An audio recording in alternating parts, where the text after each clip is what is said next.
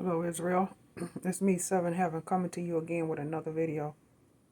I want to start by saying I have no rights to this video or the music, strictly for educational purposes only. And we're going to give all praise to the Most High of Israel.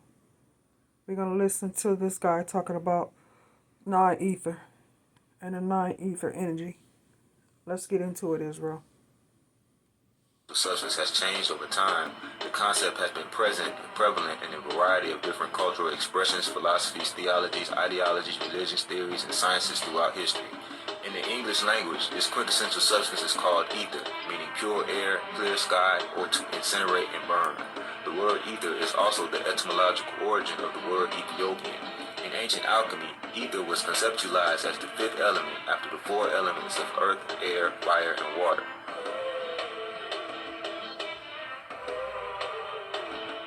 In Greek mythology, ether was personified as a primordial elemental god representing light, the upper air, and upper atmosphere, which was considered the realm of the gods. The personification of concepts related to alchemy and ether in Greek mythology was actually predated by ancient African concepts and cosmologies found in Egypt. In ancient Egypt, the primordial gods called the eight Agdog or Keminu gave birth to the nine Ennead or Sedjet, which include deities that personify the concepts related to ether, including Atum or Re, representing energy or light, Nut, representing the sky, as well as deities which personified the other four alchemical elements, including Shu, who represented air, Tefnut representing water, Yeb representing earth, and Satuk representing fire.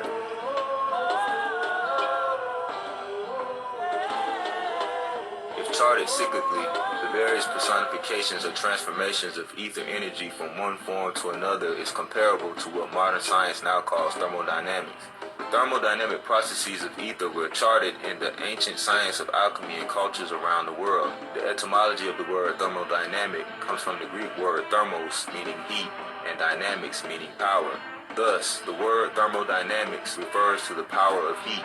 In ancient African cosmology, the power of heat was personified as a goddess who was the daughter of the sun deity Re, named Sekhmet, whose name literally meant the powerful one.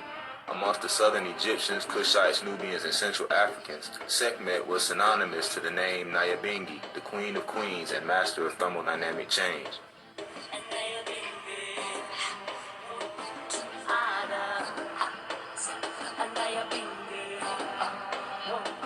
In modern science, the acceptance of concepts related to ether has undergone a metaphorical thermodynamic change over time as well.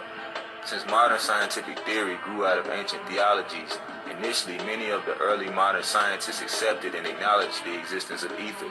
Plato, Aristotle, and Isaac Newton all acknowledged and discussed ether in their writings. In the 1800s, various scientists tried to prove the existence of ether experimentally but were unsuccessful. By the 1900s, Albert Einstein's theories of relativity convinced most of the scientists at the time that ether was completely imaginary and did not exist. However, the death of early scientific concepts related to ether gave rise and rebirth to new modern scientific concepts which echoed the concepts related to ether of the past. Albert Einstein's theories, which suggested that space was some type of medium, actually introduced what is called relativistic ether and the Einstein ether theory. In addition to the scientific evidence that supports the existence of relativistic ether permeating space, other modern scientific concepts that are reminiscent of ancient ether concepts are string theory, the Higgs field, and dark energy. And so, we observe a correlation between the attributes of ether from ancient science and 9 modern scientific concepts related to ether. From ancient science, 9 attributes of ether are: ether permeates all of nature, the universe, and existence. Ether is primordial, essential, and fundamental. Ether exists in the outer space, the sky, and heaven. Ether exists within the upper air and atmosphere. Ether is related to breath and breathing. Ether is needed for life. Ether can incinerate and burn. Ether is related to light, and ether is associated with energy. The book, Non-Ether Ray Engineering, provides a scientific framework to teach the reader how to harness the power of ether. For more information, be sure to check out the book, Non-Ether Ray Engineering, available at www.africancreationenergy.com. Much love, Israel.